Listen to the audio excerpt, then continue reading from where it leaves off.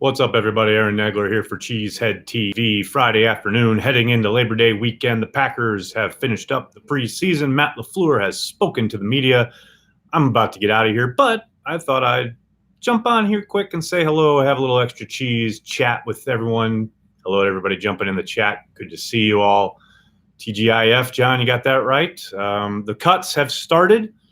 No huge surprises as of yet. I think most of the transactions we've seen reported today are the things we thought would happen. It sure seems like Danny Vitale will be your fullback, the other two being let go. Guys like DeBeer, etc., being let go earlier this morning. They'll probably slow play some of the other decision-making into the evening / tomorrow morning. We'll start to see waiver claims, maybe a trade or two, but the formation of the 53-man roster has begun. Thought I'd jump on here and say hello. James, Gary, Tim, what's up? Frank, howdy. Rodgers over under 30 TDs. Whew. Let's go with just over. How's that? Half day at work already off. I get to catch this live. Jordan, it'll be short, but welcome. Thanks for joining us.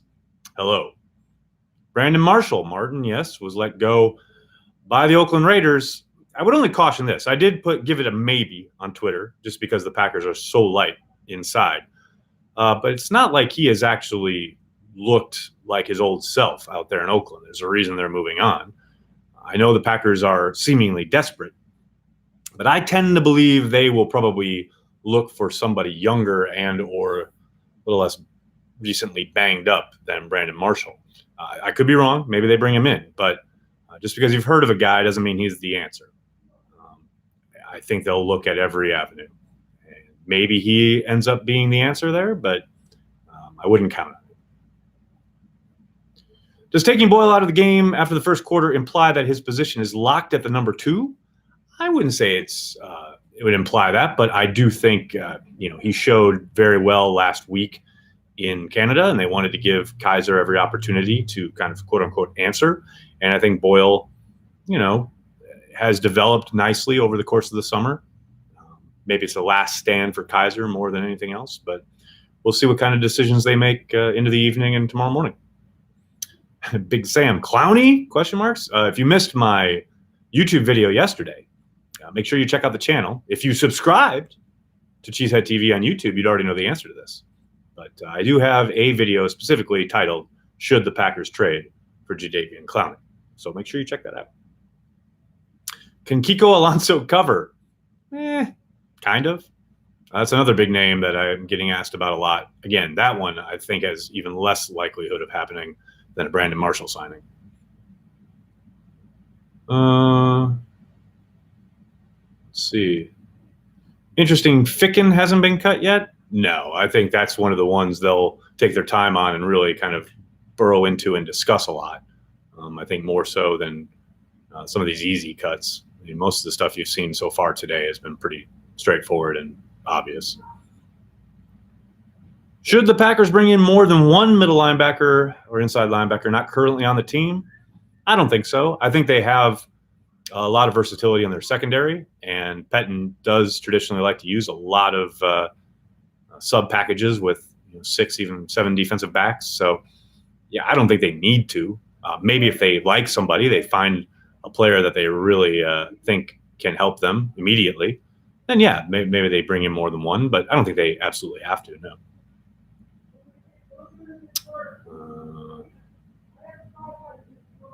Does Ficken have a stronger leg than Crosby? I mean, it would appear so, both on that big kick he made at the end of family night and some of the kickoffs. Sure looks like it's just a touch, a little stronger.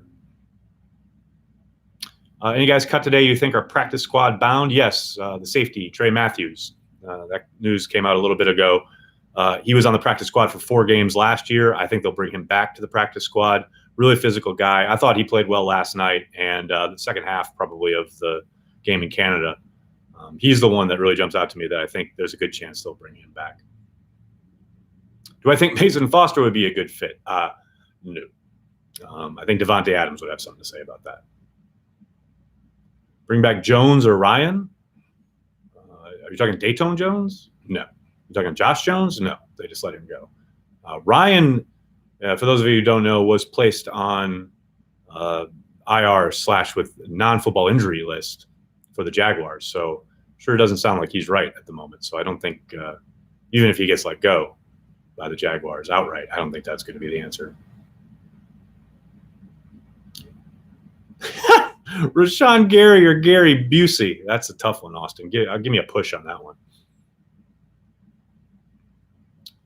How do the Packers go about cuts? Players meet with Goot, others in personnel departments. Last year, he did indicate that he tries to do most of them, but sometimes it has to be one of the other personnel guys just because of scheduling and whatnot. It's a very busy time. I know back in the day, Ted Townsend insisted on doing all of those meetings himself. But I think Gutekunst is a little bit more modern in his approach. He does, again, try to do most of them. Who's the best college player you've ever seen? Bo Jackson. Elton takes over from Lane by week 3. Over, under? I'll give it the over. I mean, Herbert, I know everyone's like really excited for new faces and whatnot, but I think Lane, as I've said all summer, I think he's due for a bounce back year. We'll see. See how it holds up this first month of the season. And I know LaFleur did leave open the possibility of continued competition at that position, but I think Lane will surprise some people. What do you think about signing Marshall for inside linebacker? He was good in Denver. John, he was good in Denver, and then he got hurt, and he was not so good in Oakland, which is why they cut him. I addressed this earlier in the chat, and I'm sure I'll get a lot of questions about it going forward, but I think it's a maybe. There's a possibility they go that route just because of how desperate they are for bodies at that position, but I think they'll look everywhere, and I think the likelihood is not high, but it's a possibility. I'm nervous about our offense against the Bears D next week. I wouldn't be. I think they're going to surprise some people, including you, apparently. I don't think they're going to throw up 35 points or anything, but I think they're going to look a little better than most people expect them to. Ismail, thanks for the super chat. Did you see Ocho Cinco crying to Devontae's routes video? Oh, how could I miss it? That was fantastic. Those of you not on Twitter, Ocho Cinco posted a video of him. Chad Johnson posted a video of himself crying, literally crying, because he said Devontae Adams had sent him cut-ups of his route running. And he said it was the most beautiful thing he'd ever seen. It brought tears to his eyes, literal tears. It was great. You ever get annoyed with getting the same questions over and over? No. That's the internet. Some people jump in late. It's fine. It's all good. It's part of the game. Hey, Nags, have a good weekend. Uncultured Barbarian, thank you very much. You too. Cole Madison going to be practice squad or 53? That's one of the things I think will come down to the end of discussions, so to speak, in the personnel meetings. I would think probably the practice squad at this point. I think he started hot early in camp, kind of cooled off. Clearly had a couple penalty issues there in the preseason games. I think, it wouldn't surprise me either way. Right now, I'm leaning probably practice squad, but, it wouldn't surprise me to see him on the 53 either. But he'd probably be inactive on game days. Trey, thanks for the super chat, man. Thoughts on Lazard making the 53? Love his size. I think he'll be on the practice squad as well. I do love his size, definitely. He's got a chance to be that, that last wide receiver in on the 53. But I think he and Shepard both will be practice squad guys. Sternberger injury update. There's nothing official. I know he spoke to reporters after the game. Sounds like his ankle got a little rolled, but he'll be okay. This is the initial word. We'll see when the first injury report comes out in a couple days. I haven't heard anything about running backs this year. Expectations low for Aaron Jones? Not for me. I think Aaron Jones is going to eat a lot. Thoughts on Nick Wright saying no? I have no thoughts on anything Nick Wright says. Man, that's not anything against Nick Wright. Just any of those national guys. They don't know the Packers. Like forget me. You guys know the Packers better than Nick Wright. Come on. Don't pay attention to those national guys. Come here to Cheesehead TV and get informed Packers opinion. Talk to either myself or other Packers fans who watch this team day in and day out. They eat, sleep, live, breathe the team. You talk about Nick Wright or Colin Cowherd or whatever national person says about the Pack. Who cares? Literally, who cares? Aaron Jones is going to be a top 8 running back. Wouldn't surprise me. Can you have Pettin on your podcast? Love listening to the guy talk football. William, oh my God, I'd love to have Pettine on the podcast. It's like pulling teeth, though, to get anybody on the coaching staff to do any kind of media. It's a constant grumble on the beat, because it used to be they would make the guys available kind of ad hoc in a setting where, they were all in one room, but you could kind of take a guy off to the side and have a private conversation. But now they trot them out and they do those horrible media availabilities in the media auditorium, like mock press conferences. And it's like the Baton death march in there. And those are the only availabilities you get. And if you even try to reach out to one of these guys outside of Packers PR, they immediately tell Packers PR, and then Packers PR says, well, you have to go run it through us. And then, of course, they always say no. So, yeah, I would love to talk ball with Pettine. I would love to have him on the podcast, but good luck. But I will make it, just because you asked, I will make the request, and I will tell you guys verbatim what I am told when they tell me no. Is our backup QB on the roster? I think so. I think it'll be Boyle, but we'll see. Who scores more TDs, MVS or Gmo? MVS. Maybe you should pretend to be a Bears fan. Might get a chat then. James, well played. I will say, when I called out LaFleur on Twitter about meeting with Big Cat, he did, I think accidentally, like the tweet, because then he took the like away on his Twitter. So I know he saw it. Maybe that makes some inroads. Who's the big energy guy getting the guys pumped with Daniels gone? Fred, that is Jair Alexander. If you had any chance to get out to camp at all this summer, you saw day in and day out, he is a vocal dude. And he is out there every day pumping guys up. My favorite kind of moment of practice throughout the entirety of camp this summer was when he took over the DJ booth and commandeered the playlist. Yeah, he's a high energy guy, and he is definitely in people's ears.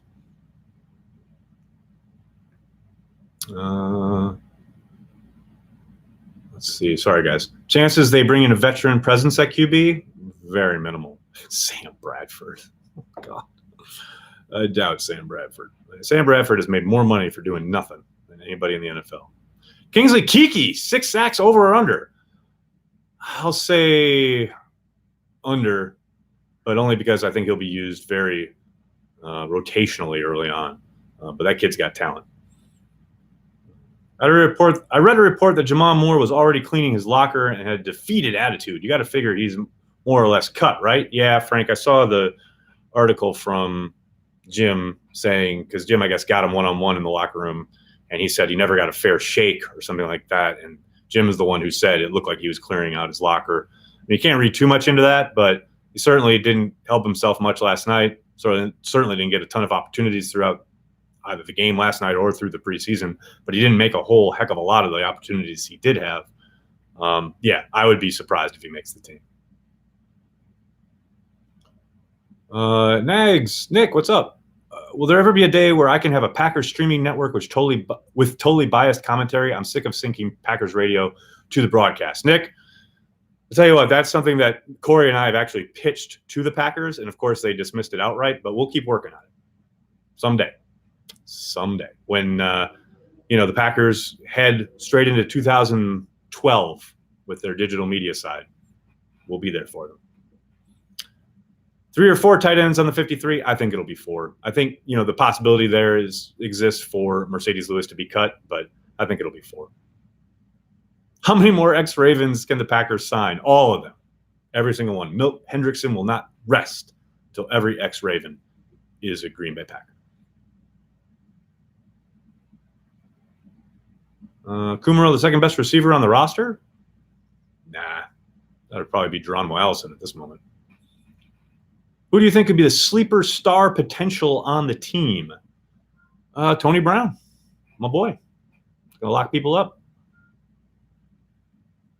Will they add someone after the first cut? It's a possibility. I think it'd be surprising if they don't. Do the Packers try to sneak Dexter Williams on the practice squad? Frank, I think that's a very real possibility. I know he had a decent, productive game last night, but you still see some of the shortcomings in pass pro. I think Trey Carson's actually had a better camp and better preseason. I would probably go with Carson at number 3 and put Williams on the practice squad. I mean, running backs are a dime a dozen. I don't think anyone's picking them up off waivers. All right, I'm going to have to jump. Thank you so much for all the questions, everybody. I'm sorry if I couldn't get to yours. I'll be back tomorrow after the 53 gets announced and or at least reported, because we know the Packers take forever. Make sure you're checking everything we do at Cheesehead TV. Make sure you subscribe, please, for me. I'm begging you. Subscribe to the Cheesehead TV YouTube channel. Thanks a lot, everybody. Have a great weekend. If I don't see you tomorrow, I'll see you on Monday or Tuesday. Thanks a lot.